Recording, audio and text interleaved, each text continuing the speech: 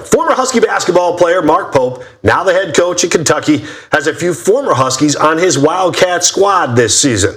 They held their first practice over the weekend in front of a ton of fans, and here's what Pope had to say.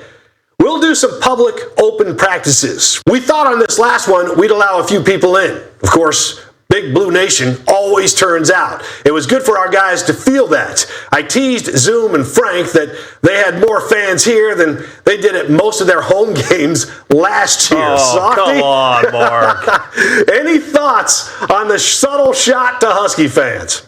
Well, I mean, okay, first of all, if we're doing a show in Dallas or New York or Philadelphia, he's probably right about the amount of fans they get for practices down there. There really is nothing else to do in Kentucky this time of the year besides watch basketball. They got no NFL, they got no NBA, they got no hockey, they got no baseball, they got no nothing, right? So I'm not surprised to hear that they get big crowds for practices, but it was just kind of random, right? Like weird. Like normally when you hear a coach take a shot at a different school like that, it's because he's doing it to appease his own fan base. Like Kyle Whittingham's at Michigan taking shots at Ohio State, the new Purdue AD who came across as adult last week, but he's taking shots at Indiana, right? There's a reason why you're doing that. How did UW even get involved here? I mean, like, I know that, Big Frank and Zoom are down there now, but this is a former Husky that went to Newport High School, for God's sakes. Maybe Mark Pope should worry about himself because the last 2 years he's finished 6th and 7th in the SEC, got bounced in the second round last year. He does that again. He'll have plenty of time to see how many people actually go to Husky games because he'll be sitting in the stands with us watching them next season if this continues to go the way it's going for him at Kentucky. So it was just kind of an out of the blue kind of random deal, man. So whatever. Maybe he woke up in a bad mood or something, man. Whatever. All right, Softy, let's get one final comment on the Mariners. They trail the first-place Astros by 4 games in the American League West. Rangers are just a half game back. Looking into your Softy crystal ball for a moment, who do you see winning this division?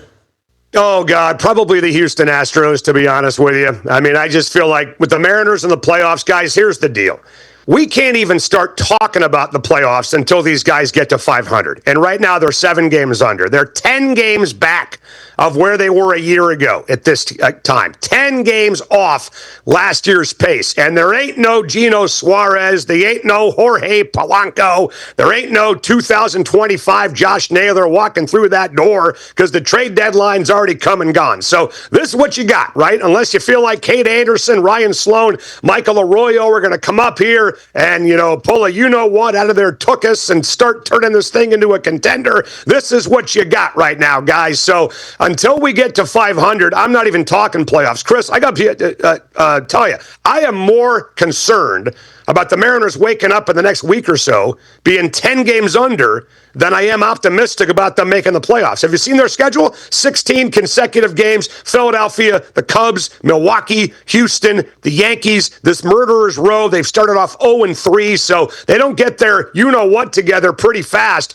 They're going to be 10 games under, and none of us will even be watching the playoffs, let alone thinking about the playoffs. I'm going to channel my inner Jim Morris Sr. Playoffs? Playoffs? I just hope we can win a series. Playoffs? What? All right, Softy, as we wrap it up, what do you have coming up today on your show?